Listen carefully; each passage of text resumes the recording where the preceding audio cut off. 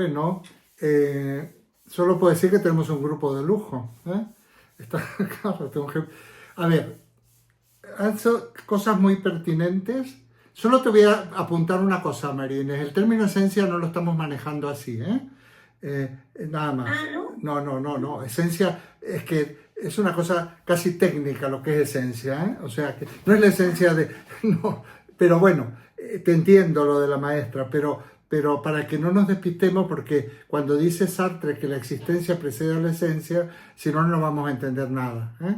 Es muy importante que yo aclare en su momento qué es la esencia. Bueno, muy bien. Bueno, Quitando eso, todo fenomenal. Veo que has hecho los deberes, María Inés, además, y te has...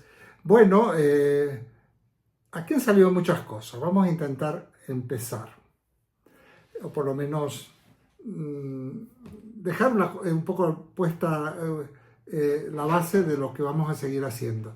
Fijaos, muchos términos que han aparecido aquí son pertinentes, ¿no? Términos que os sonarán, que si precisamente lo del tema del destino, que ha dicho que eso es muy interesante, que ha dicho, lo dijiste con esos términos, creo, Francisco, el propio predestinado, no me acuerdo, pero eso es lo que yo me quedo. El tema de Dios, el tema del ateísmo, el tema de la esencia, que no es así, pero que lo vamos a explicar, el tema de la responsabilidad, el tema de la culpa, han salido muchos temas, ¿no? Luego lo que estamos condenados a ser libres, que dijo Cristina, bueno, estamos en ese es el ambiente. ¿Sabes por qué se me ocurrió a mí este año volver al existencialismo? Porque el existencialismo está totalmente vigente, está tan incorporado a la cultura y al pensamiento de la gente, vamos a llamarle, no quiero utilizar la expresión que se utiliza en España, gente de bien, que se dice, no, a la gente que piensa, que lo hemos incorporado y luego se ha ido incorporando, está presente en el discurso de los filósofos, de los pensadores actuales, en la literatura. El otro día me estuve releyendo a raíz de que me vi la serie de García Márquez a ver cómo estaba realizada, Cien años de soledad, a ver cómo estaba hecha, y me releí el libro y digo, claro, la obra de Gabriel García Márquez está plagado de ideas del existencialismo porque es su época, ¿no? Es su época, que también es la mía. Entonces digo, vamos a rescatar una serie de términos y bueno, no solo el término, sino el contenido de esos términos, y vamos a hacer también un homenaje porque esto viene precisamente de estos autores. El eje que yo utilizaba aquí en Tres Cantos, en la Universidad Popular, era la comparación de dos existencialistas muy diferentes, que son Sartre y Heidegger. Ese es el eje. Los que tengan el librito, pues lo habrán visto que ahí están tratados más en profundidad. Libritos que yo escribo es precisamente para que aprovechando la caja de resonancia que es Amazon, que se lo puede criticar todo lo que quiera, pero a mí me sirve muchísimo. Entonces todo el mundo puede disponer de él y no de una manera fácil. Bueno, mira, Francisco, te voy a dar una definición que es capciosa, porque Sartre dice, el existencialismo es un humanismo. Esa podría ser la definición. Ahora vamos a ver qué es también humanismo, pero te la dejo. De hecho, hay una obrita suya, se baja fácilmente de internet, en realidad se llama El existencialismo es un humanismo. Está gratuita, la podéis bajar. Es corta, pero es muy clara, muy clara. Yo si Francisco seguro la baja, yo también tengo el enlace, pero si Francisco quiere nos lo pone, yo puedo ponerlo si no, y demás. Se lee muy bien y es muy claro. Prácticamente podríamos hacer todo el curso comentando esta obrita, el existencialismo es un humanismo. Esto lo escribe Sartre cuando le preguntan, bueno, primero atacan, cuando surge el existencialismo, porque de alguna manera era irreverente, y en el caso de Sartre de una buena parte de los existencialistas, se definían como ateos, aunque Sí, hay un existencialismo cristiano también, de la misma época. sí. Y entonces él escribe esta obrita, bueno, es casi no sé, es como una proclama para salir al frente de las críticas que se le hacía al existencialismo y lo que dice el existencialismo es un humanismo, pero también va contra aquellos que dicen que el existencialismo es pesimista, de gente que amargada, que la vida no tiene sentido, que estamos condenados a ser libres, o que somos un ser para la muerte, como dice Heidegger, ¿no? Y entonces todo lo contrario, dice él. Nadie, no han entendido nada. Y ahí nos lo va a explicar. Pero yo también lo voy a explicar. ¿De acuerdo? El condenado a ser libre es una cosa muy interesante, ya que lo hemos nombrado, porque hoy Laura pone algo, dice, han puesto alguna cosa que no lo puedo ver. Porque No, he puesto el PDF que acabo de encontrar. perfecto, El de muchas gracias. Mucho bien. No, yo como lo he recibido en el reloj, no lo veo bien. Bueno, entonces, ¿qué quiere decir esto? Adelanto, ya que lo ha sacado, porque no importa. Aquí no vamos a, una de las características de esta filosofía que vamos a ver en estas cursos, en estas clases, es que no hay que seguir un orden, porque la filosofía como sistema ya ha sido rota. En el siglo XIX se rompe, entra en otra onda esta filosofía. Entonces voy a explicar esto brevemente. Quiere decir que como somos libres no podemos dejar de ser libres, porque aún, ¿qué quiere decir ser libre? Que tenemos que elegir permanentemente. ¿Y por qué tenemos que elegir permanentemente? Porque no está nada hecho. Como acaba de recordarnos Francisco, no está nada predeterminado. Seremos lo que nosotros hagamos de nosotros. María Inés también nos acaba de decir. Nosotros no tenemos que echar la culpa a nadie, pero también lo dijo Marilú, ¿no? Cuando dice, bueno, yo pasé por momentos, pero yo soy la única responsable, porque cada uno somos responsables de nuestros actos. Pero lo que está claro es que la vida es un continuo proceso de elecciones. Y aún la abstención es una elección. Pongo el Sí, ejemplo más sencillo, ¿no? Yo soy apolítico, ¿no? Yo soy apolítico, yo no voto, no elijo a nadie, pues ha elegido no votar a nadie. Y eso tiene consecuencias. Aún ese acto de aparentemente inocuo y neutral de no estar a favor de nadie y no elegir a nadie, pues tiene consecuencias, puesto que si tú no votas y no eliges a nadie, estás simplemente apoyando al que gane, sea de un bando o de otro. Entonces, o sea, no hay postura más política, pero en el sentido nefasto, que ser apolítico. No conozco yo nada peor respecto a la política. Cuando alguien dice político, ya me preocupa. Digo, uff, vaya, vaya. No, hay que ser político. Como dijo Aristóteles, somos un animal político. Entonces estamos condenados a ser libres porque no podemos no elegir. Del mismo modo, el hecho de que no haya nada predeterminado, que nacemos siendo una existencia vacía, sin esencia, vacíos. La esencia es precisamente el contenido del ser, de una cosa. Ya voy a ser más técnico, así lo apuntamos para que no nos confundamos.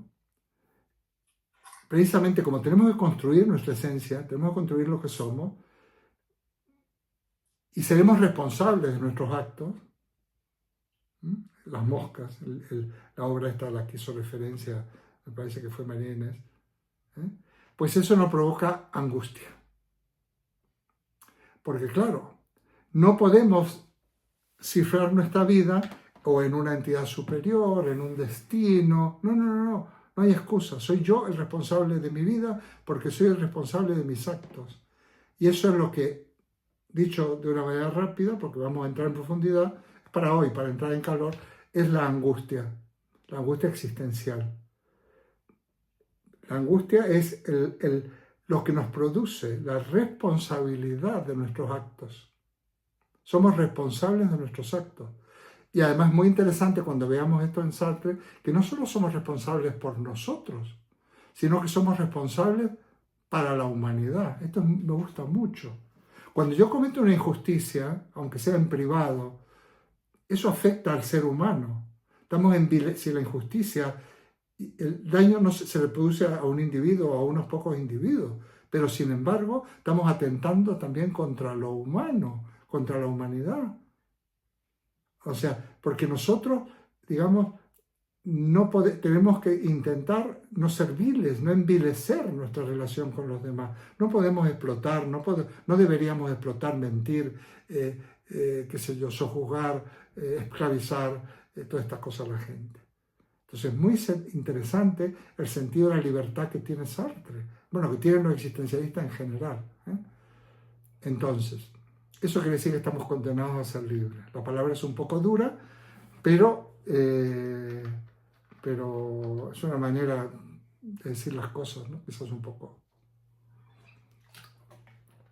A ver, el existencialismo significa precisamente eso, que la existencia precede a la esencia. Y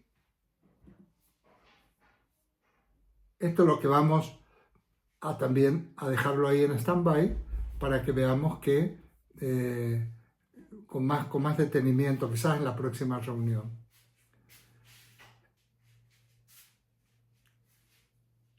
Yo me estoy refiriendo, en el existencialismo vamos a hacer unos datos muy básicos.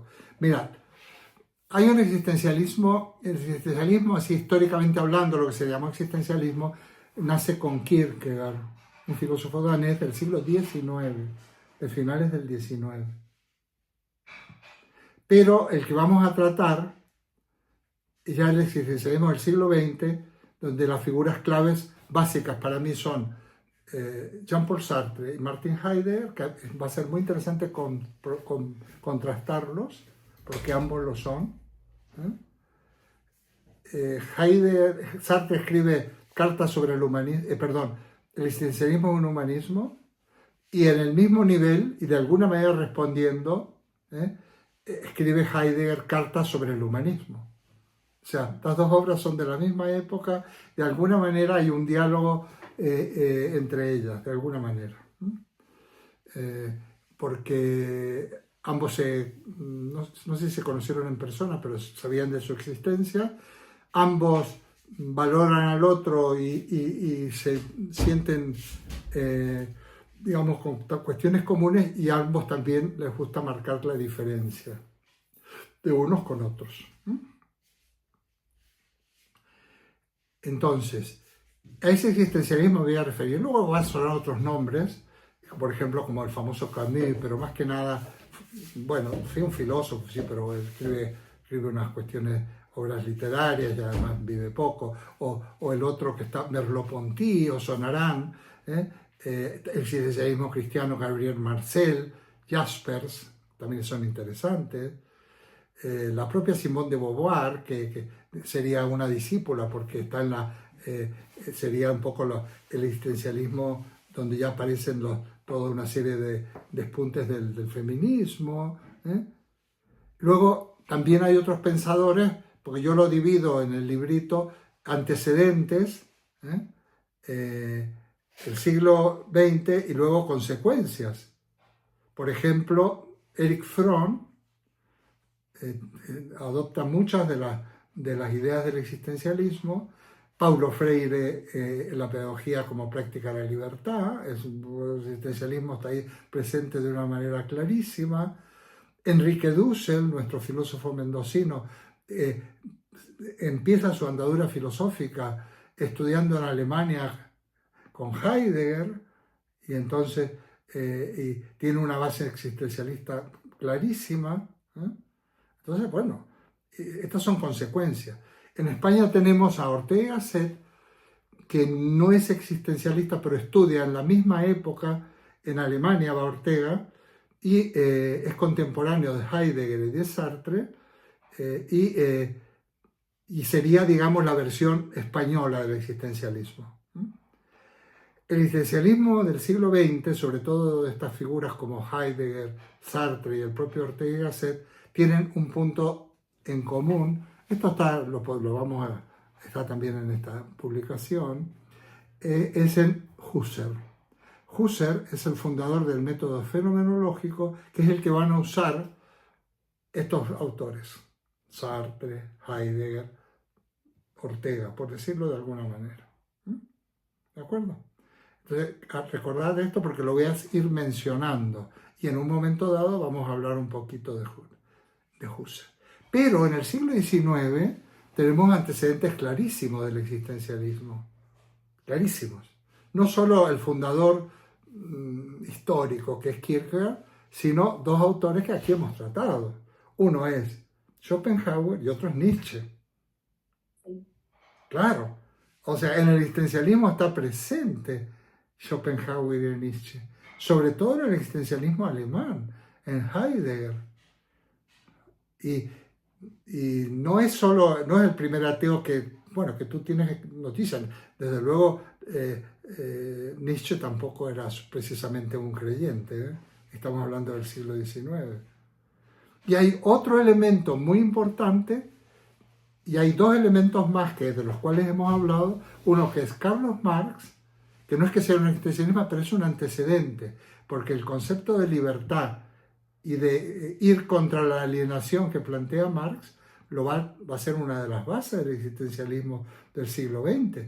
Y luego, sobre todo, en Jean-Paul Sartre, que incorpora y de alguna manera hace una simbiosis entre su propia filosofía existencialista y la filosofía de Marx. El propio Heidegger, que no era marxista, pero reconoce el papel de Carlos Marx en esta cuestión. O sea que estamos hablando, ves cómo todo va confluyendo. Ahí tenemos un personaje más antiguo, que no voy a explicarlo, no más antiguo, de la misma época, pero que en realidad es un antropólogo y demás, que es Darwin.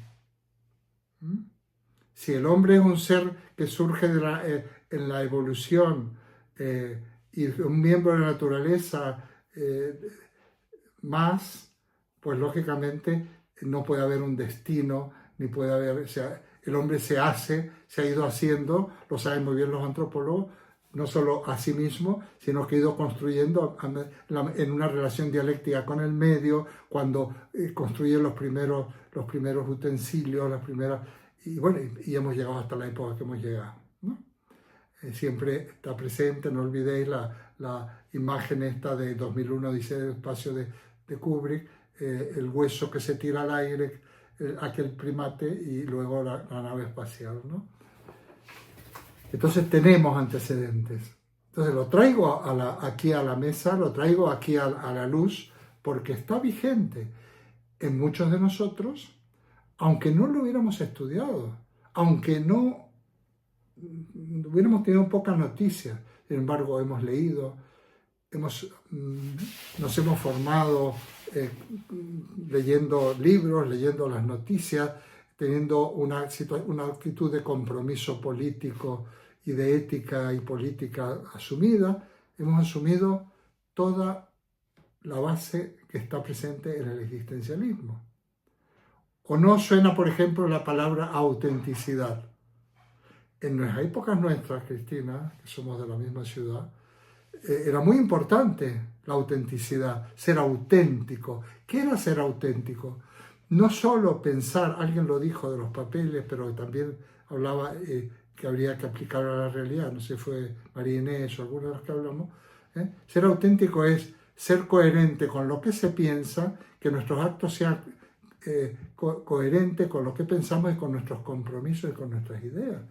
Entonces, sigue siendo vigente la palabra autenticidad, más en una época, estamos en la época de las fake news, de las mentiras y en estas épocas. La autenticidad es fundamental. Entonces, estamos en algo muy actual, vamos a estar en algo muy actual y os va a sonar mucho porque formará parte de la estructura intelectual y ética de los presentes, estoy seguro, segurísimo. No digamos nada si nos ha llegado esto a través de autores más recientes, como puede ser un Paulo Freire, Cristina, o como puede ser un Erich Fromm, que ha sido base y lo hemos nombrado muchas veces, o como puede ser el propio Enrique Dussel, que yo tuve mucha relación con él, por ejemplo. O incluso mi mentor, que yo lo nombro siempre, Raúl Echauri, que fue discípulo directo de Heidegger, directo, estuvo en su casa, estuvo con él, que era un existencialista. Ya veremos la diferencia entre el existencialismo de Sartre y el de Heidegger, ya veremos. Bueno, entonces, una cosa muy importante es esta cuestión que la existencia precede a la esencia. Quiero dejarlo hoy claro eso. Fijaos, en filosofía, nos remontamos a Aristóteles. ¿Qué es la esencia de una cosa? Lo hemos estudiado. Lo que una cosa es. Lo que define a algo. Hombre, decía Aristóteles, animal racional. La esencia es lo que va a dar pie a la definición. El tema de la esencia, de que las cosas tienen una esencia y el ser humano es una cosa, ya fue motivo de polémica en la Edad Media. Y precisamente esta fue la polémica entre los de la Universidad de París y la Universidad de Oxford, en donde el famoso nominalismo de Guillermo de Ockham, del cual hemos hablado. Porque Ockham dice no. La polémica era si las ideas y los nombres representaban la esencia de las cosas. Y entonces Guillermo de Ockham dice no, son etiquetas que le ponemos, nombre, para entendernos, pero saber lo que las cosas son en sí mismas es una pretensión absolutamente casi blasfema, porque en aquella época que se creía en Dios era como equipararse con Dios, porque el único que pone nombre a las cosas en aquella época es Dios. Sí. Entonces, ¿qué quiere decir entonces? ¿Existe una esencia humana? No. No existe una esencia de nada, porque la esencia las construimos nosotros. Yo he hablado de este tema en otras circunstancias, cuando he dicho que nosotros, cuando conocemos, construimos. Conocer es interpretar y construir. Por eso es tan importante ponernos de acuerdo en los términos, porque aunque sea que valga para nosotros entre casas, nosotros vamos a entender esencia o lo que sea como lo que nos ponemos de acuerdo. Pero además esto va más allá, porque si tú naces con una esencia predeterminada, la esencia, las cosas tienen esencia, alguien la tiene que haber inventado o puesto o colocado. Por lo tanto, eso nos lleva inevitablemente a una postura creacionista. Si no hay un Dios, una divinidad que pone las esencias, pues no hay esencias. ¿Quiénes construyen las esencias? Pues los seres humanos, nosotros. La nuestra, los animales, no. Eso no es un problema que no les interesa. Ahora, si esencia lo confunde, qué sé yo, su fórmula genética, todo, bueno, pues serían elementos de la esencia. Esto es un debate que sigue presente, pero no solo en esto, hasta en lingüística, la relación significado-significante. ¿Qué son los significados? Bueno, normalmente la esencia sería el significado del ser humano. Pues no, señor. Nosotros nacemos vacíos.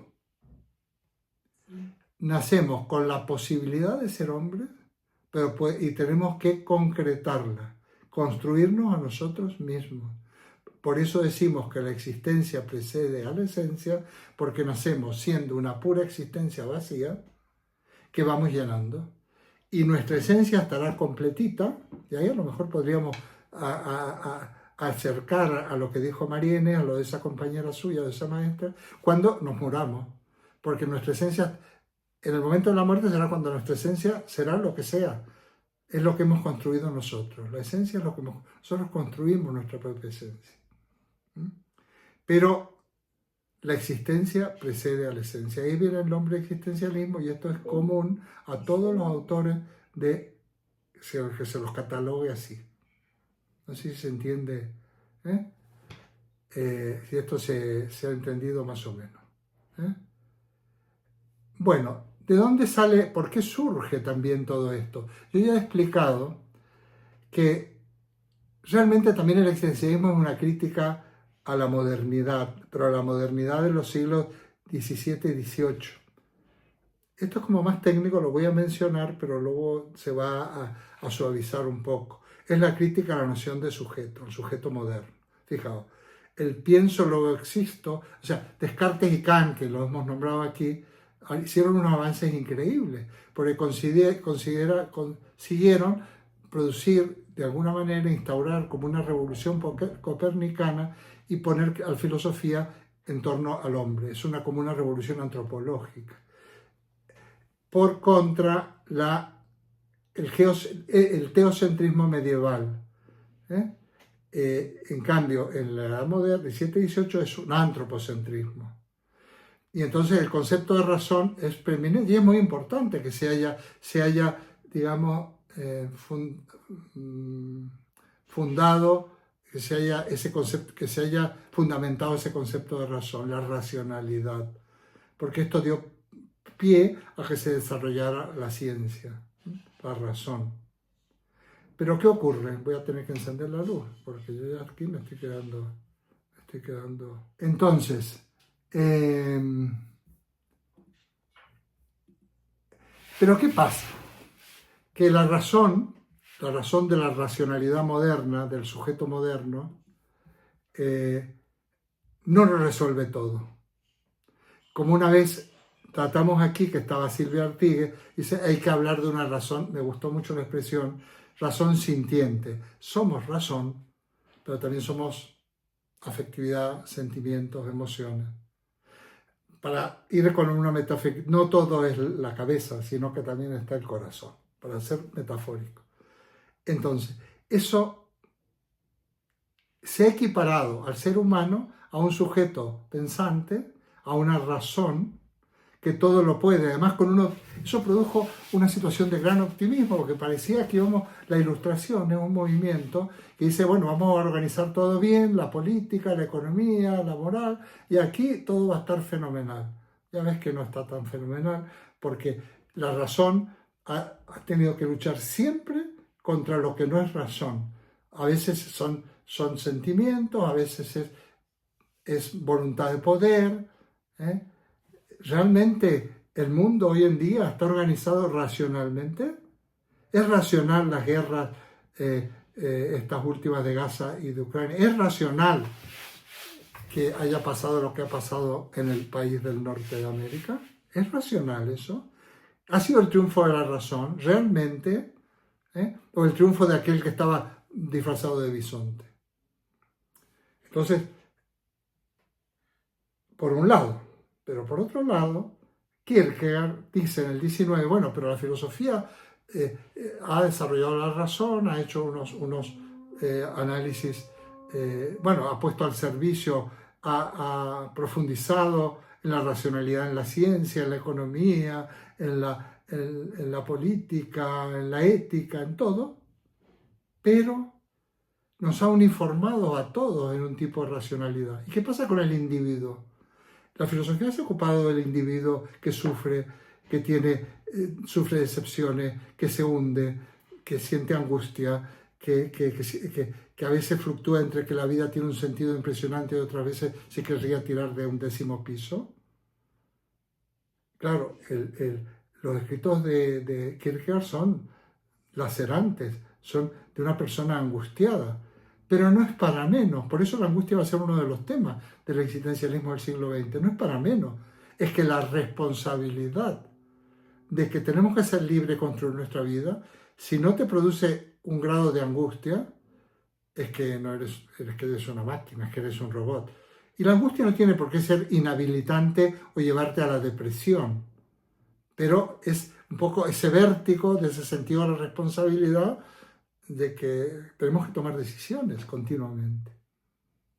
Entonces, podríamos decir que la filosofía de Kierkegaard es como una proclama, un grito en pos del hombre concreto, del hombre de todos los días, del hombre que somos nosotros, del ser humano somos nosotros, de los que tenemos al lado. Entonces, esto es lo que va a ser uno de los ingredientes del existencialismo.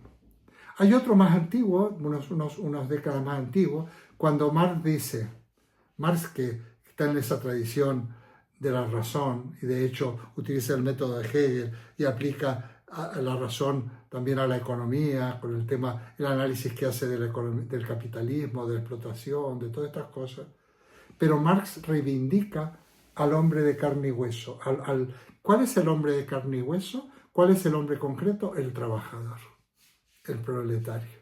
Fijaos, el individuo, dentro de una perspectiva más bien burguesa, no importa, pero es que nosotros somos también burgueses en ese sentido, somos individuos, pero también el hombre real, el más real de todo, es aquel que construye bienes, que nos da de comer, que nos permite el trabajador. Y también nos hemos olvidado.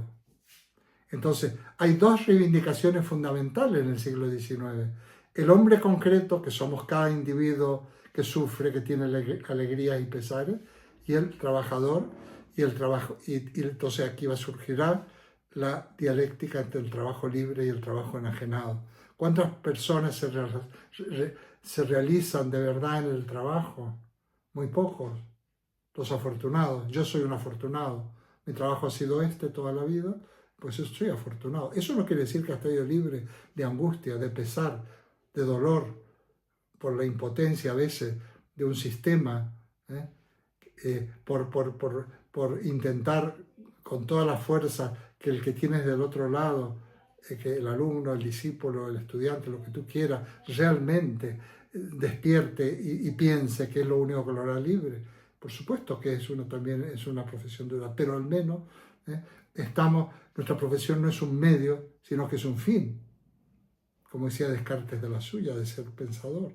En cambio, el señor que estaba en una caja de un banco contando billetes, la profesión es un medio. No creo que nadie se realice en la tarea de contar billetes o de ensamblar una cosa en una cadena de montaje.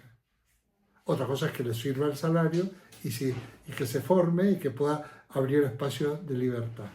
Pero esto es muy importante, esto está presente también en el existencialismo. O sea que eso, bueno, y qué hablar de Schopenhauer con el papel, digamos, liberador del dolor. Para Schopenhauer, lo que verdaderamente nos hace seres humanos y nos construye es el dolor, porque el placer, cuando estamos en una situación placentera, no somos conscientes.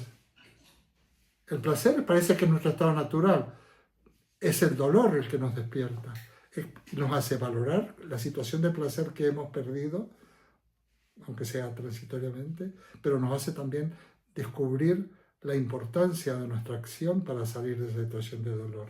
O sea, muy importante Schopenhauer.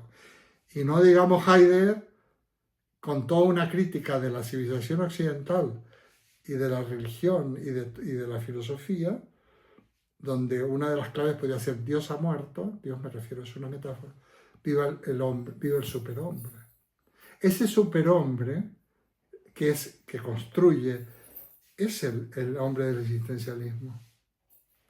Es voluntad de poder, pero voluntad de poder es tesón, ganas de, no la lectura fascista o fascistoide de Nietzsche, que también la han hecho algunos. Nosotros somos poder, y eso no lo tenemos que perder nunca. Alguien me lo decía los otros días, cuando me preguntan cómo estoy, a veces si tengo ganas respondo a uno que una relación superficial, le digo bien, bien, bien. Y él decía, no, pero tú puedes, sí que puedo. Y me ha servido la filosofía, pero que uno pueda no quiere decir que no te duela. Debe ser tremendo aquellos que torturan, a mí no me ha pasado. Los más fuertes son los que más sufren, porque van a tener que torturarnos más, algunos hasta mueren en la tortura, que la persona débil. Entonces, esa fuerza que nos permite vivir es esa voluntad de poder de la que hablaba Nietzsche. Y esa responsabilidad con los seres humanos, con todos los seres humanos, y ahí podríamos empezar a hablar de muchas cosas, de hecho, de muchísimas cosas, que estamos en grave peligro ahora. Bueno, pues esta es esta filosofía donde se ha producido un segundo giro antropológico, del giro de que la razón es el centro, que era muy importante, a que el ser humano es el centro, que individuo es el centro, esto no ha estado exento en algunas cosas de, esto es individualismo. Bueno, si somos individuos, esto lo puedo defender bastante, ¿eh? O que no cuentan los individuos, que no contamos las personas, que cuentan las ideas solamente, o cuentan las abstracciones. Si precisamente la racionalidad común a todos es una abstracción. Cuando Descartes decía, la inteligencia es la cosa mejor repartida del mundo, todos estamos dotados de ella. Bueno, no. En un sentido sí, sabes que yo valoro mucho a Descartes y a Kant, pero la relectura del ser humano por parte del existencialismo sigue totalmente vigente, y a veces alguno lee a algunos autores que están como de moda, no los voy a nombrar. Alguien me preguntó, estos que son los que los promocionan y venden, pues esto lo único que está haciendo es repetir de una manera light y tibia lo que decía los existencialismos del siglo XX. Cuando se habla de la posmodernidad, yo siempre digo, pero a ver, hablamos de posmodernidad y todavía no hemos liquidado la modernidad de Kant, por ejemplo, todavía no lo hemos explotado y sacado, digamos, consecuencias. Y con el existencialismo, exactamente igual. Exactamente igual. Entonces, esa filosofía en la que nos formamos casi todos los que estamos aquí, Laura es más joven, pero también la habrán llegado y se habrá relacionado con gente más joven, pero es muy importante y a mucha honra. A mí me ha marcado, Y el análisis fenomenológico, o sea, cuando el existencialismo como filosofía, cuando hace análisis, es pertinente decir ya más técnicamente que es un análisis fenomenológico, que por no atosigaros y por poder cerrar a la hora prevista, lo vamos a dejar para la próxima reunión. Me recordáis de todas maneras si queréis alguno. Eduardo, no te olvides que tenemos que tratar esto o tratar lo otro, y yo creo que Husserl es muy difícil, pero yo voy a intentar explicar algo que lo entendamos. Entonces, llegados a este punto, yo creo que esta reflexión puede ser apasionante, interesante, pero más que interesante, nos puede aportar muchísimo para situaciones de vida que tenemos. Yo tengo la ventaja enorme de conocerlos a todos, y a todas, claro, a todas. Y entonces creo que por distintas circunstancias que yo conozco, como vosotros conocéis de mí, nos puede venir muy bien. Ya sabéis que cuando hemos planteado, el otro día me escribió un alumno, hay un alumno que me escribe unas cosas increíbles, se llama Alejandro, de este año, es un médico que acaba de jubilarse. Ay, se me ha ido la... Bueno, sí, dentro de aquella línea con la que algunos nos conocimos, bueno, con el Francisco, de los que está aquí, de que la filosofía tiene un papel terapéutico, independientemente de otras terapias que podáis hacer, pero a mí me ha ayudado mucho. Y yo, por eso me gusta tanto, aparte de que a mí me ha ayudado, por eso yo soy un entusiasta de ella y me gusta, y a veces me cuesta, porque a veces ya uno va siendo mayor y tal, pero poneros al alcance lo más que pueda la filosofía. Eso por un lado, pero por otro lado, porque si pensáramos, no pasa, solo con que pensáramos. Aparte de eso, una vez que pensáramos, si fuéramos auténticos y nos comprometiéramos con lo que nuestra inteligencia y la observación, digamos, honesta de la realidad nos dice, no pasarían las cosas que pasan en el mundo. ¿Cómo es posible que no hayamos podido parar la guerra de Gaza? La otra tampoco, pero la de Gaza. ¿Y cómo es posible que diga va a haber una tregua, pero como va a ser el domingo a tal hora, hasta ese día sigo matando? Mucha de la gente que habrá muerto el sábado y el viernes son gente que habrá salido a festejar el fin de la guerra. O sea, ¿y cómo es posible esa ceremonia hollywoodense, la toma de posesión, donde estaba presente como invitado especial dos personas muy conocidas para nosotros, el presidente de mis compatriotas argentinos y nuestro líder de la extrema derecha, que también conocemos bien aquí. ¿Cómo es posible? Y el saludo nazi del hombre más rico del mundo. ¿Se puede permitir? ¿Se puede haber? Parece mentira, yo no pensé nunca que iba a llegar a esta situación. Creo que las personas que somos mayores en este tramo, es repugnante todo eso. Bueno, pues, si realmente pensáramos más, profundizáramos en la filosofía, no en una filosofía académica, pero por lo menos tomáramos en consideración estas ideas modestamente planteadas, que no son las únicas. A veces vale más qué sé yo, la literatura, el teatro, el arte, la música. Bueno, yo me voy a quedar aquí. Recibiréis luego un poco una especie de programa y cronograma para que no os despistéis.